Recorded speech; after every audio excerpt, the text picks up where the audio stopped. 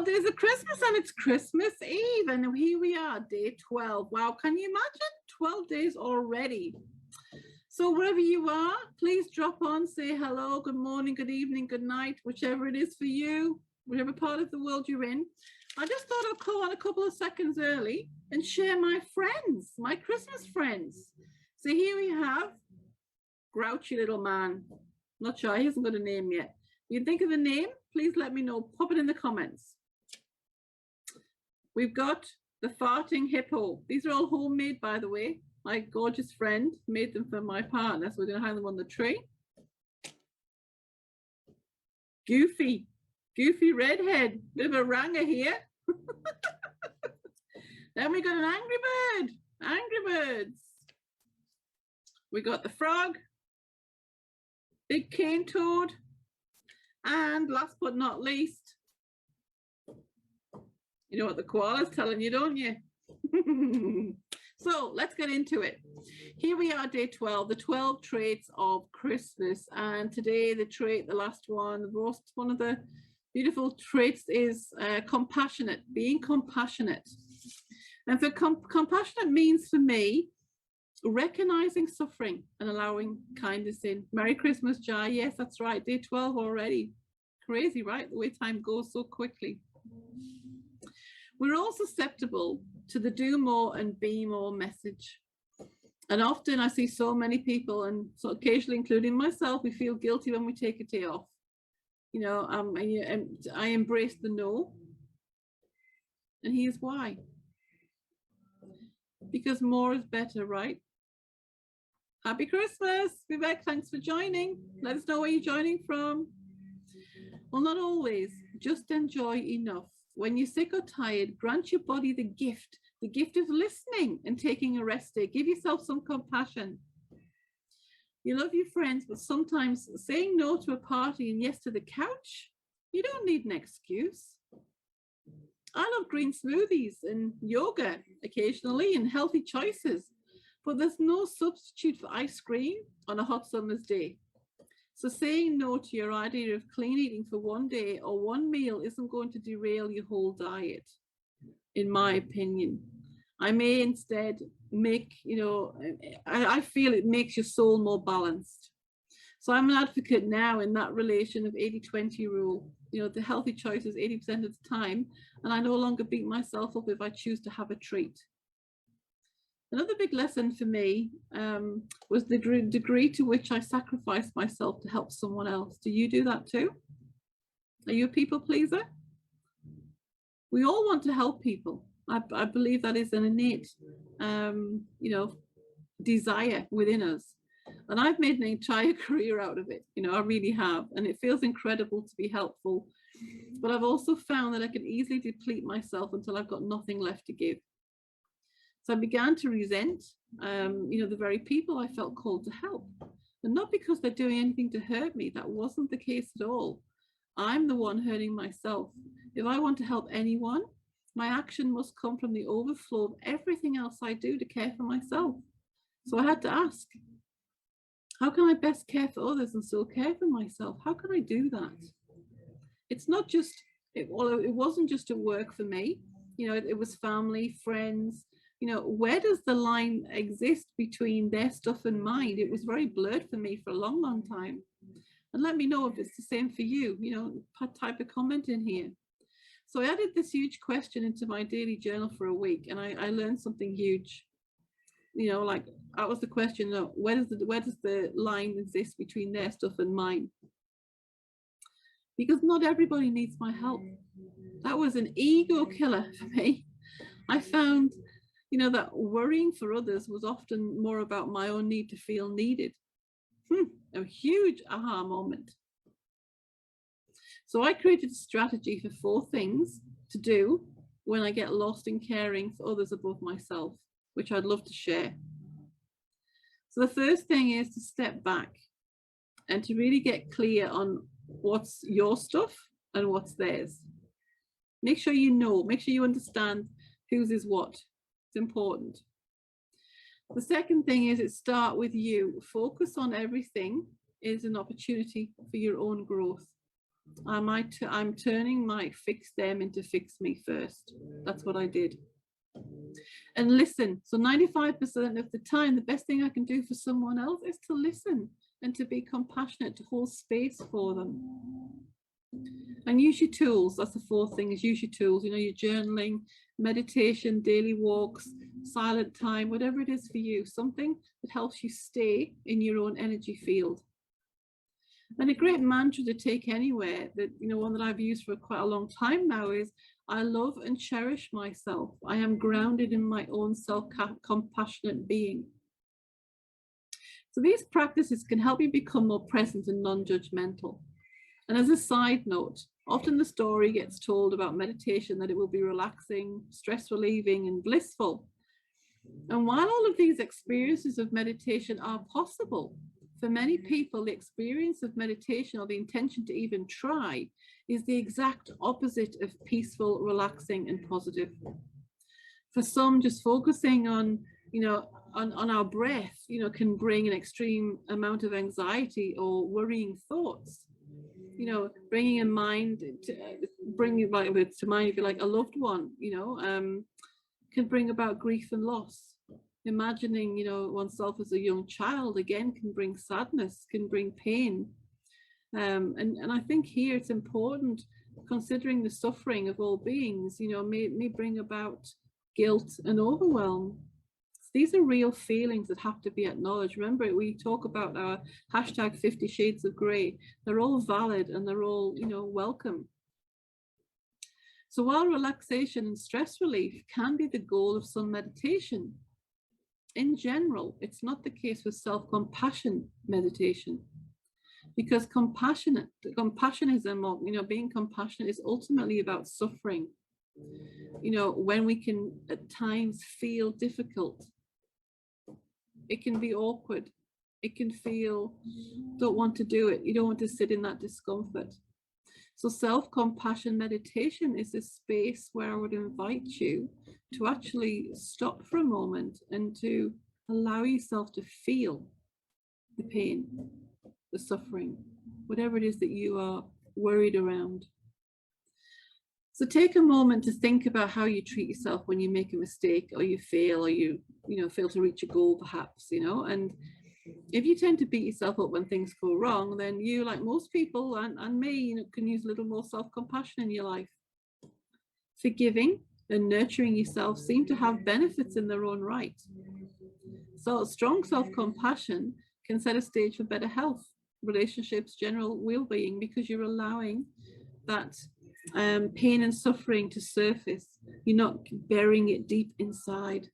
You know, that's something that we don't want to do. So in today's workbook, you know, which I'll go through shortly, we talk about an exercise called the mindful pause. I just want to share first, before I tell you about it, why it's actually effective. And the thing for me is it's brief. You know, I love short mindfulness exercises because there's no excuse. You know, I can find 10 to 15 seconds. I can find 3 minutes, you know, in my day, and I'm sure you can too. Is that right? Give me a hell yes if you can. Be wonderful.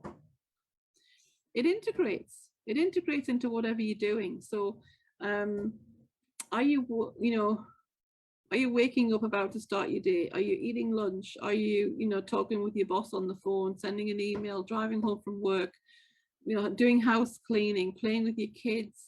The mindful pause exercise brings you into the moment and puts the onus on you to bring forth your best strength at that time to help you move forward when you're feeling stuck. So regardless of what you're doing. So as I say, it's this 10-15 second quick exercise that will help you. So to me, it integrates into whatever I'm doing. It doesn't matter. It prepares you to be your best self, to be ready for, you know, even more challenging moments, and handling stresses and giving your strengths away more freely, as it readies you for each moment. All of your transitions, if you like, from eating to working to driving to talking to typing to listening to creating videos, you know, to doing lives, things like this, putting on Christmas festive t-shirts and beautiful hats. All these things, it helps with, it works. It calls forth your best. When you pause, you short circuit your automatic pilot mind, your monkey mind, if you like, that mindlessness. and the barrage of spinning thoughts and everything that goes on in our heads, you refocus, you get clarity on what matters in that moment, and it helps you remember you've got powerful strength that you can immediately use. So I'll read through the worksheet for today. And as I say, it's compassion. Compassion is our trait for today, and here's a strategy that I use to bring compassion when I struggle with it, really. And this is what it is. It's nowadays I'm a lot better at this, and compassion, empathy come easily to me. But in the beginning, I found this very, very hard, not to interrupt and not to give advice. When I was sitting down with somebody that was trying to open up, with me and have that conversation. So let me introduce you to the mindful pause, and you can Google this. There's a lot of writings on it as well if you need more information. But I believe I've given you what you need within this document.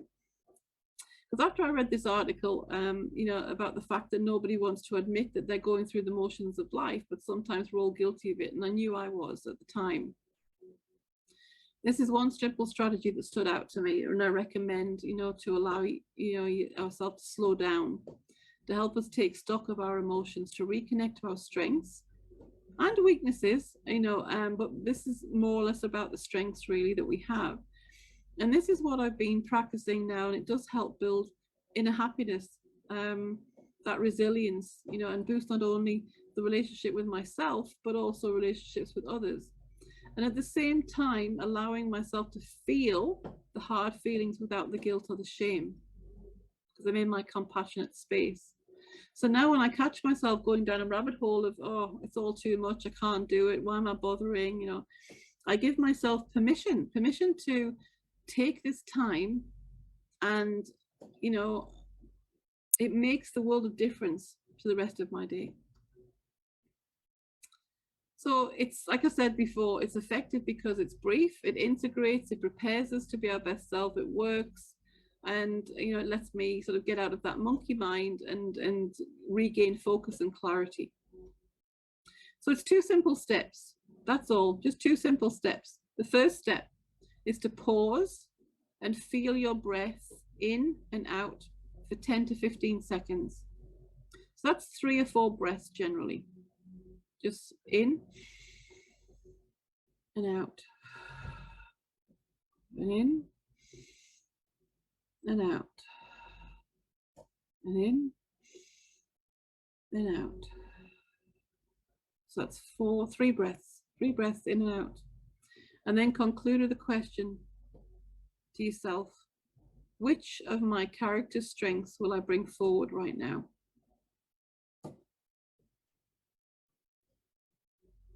So whatever you are being, stressed out about, what is going to help you in this moment? Is it your strengths, your courage, your optimism, your curiosity, your lovingness? Which one is it? Which is your strength you're going to bring out? So for examples for me, are things like, gratitude catapults me immediately into what I've been thankful for in this moment and throughout the rest of my day. Kindness reminds me to be patient with the people around me, and listen to and support them.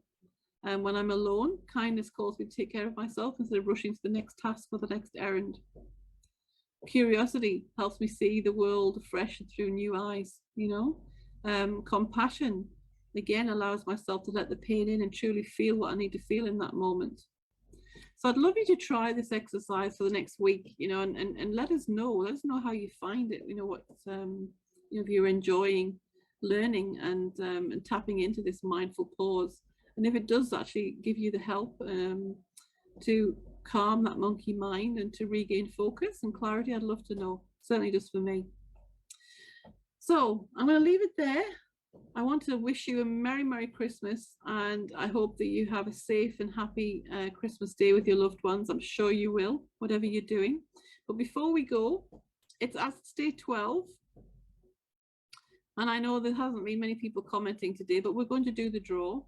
So I have here my trusty elf hat with all of the names. There's 43 names, I think it is. It's really, really good. So let me dig deep in here. Okay. Let's see who the lucky winner is of this bit of paper. Okay, and the winner is, drum roll please,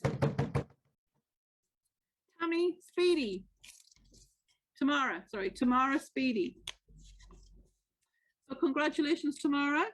You've won a copy of my signed book, Journey to Me, Becoming Functionally Selfish, along with the half-an-hour chat around awakening wealth. See how I can help you with that in that 30 minutes. We can brainstorm some ideas and things for you to do. And also the 90-minute session, which is to help you win the game of inner success, the warrior way, to work through that whole session with me directly. So the guys will be in touch. We'll get your contact details so we can post out the book to you, and also your email and number so we can connect and organize a book at a time. It's to be used by the end of January. So remember that when you're booking in. And also, if it's something that you don't want, that's perfectly fine too. Just let the guys know and you can gift it on to someone else. So that's it from me. Remember, be your own wealth guru. Be your own best friend. Do whatever it takes. And have a safe and Merry Christmas. Love to you all. Bye.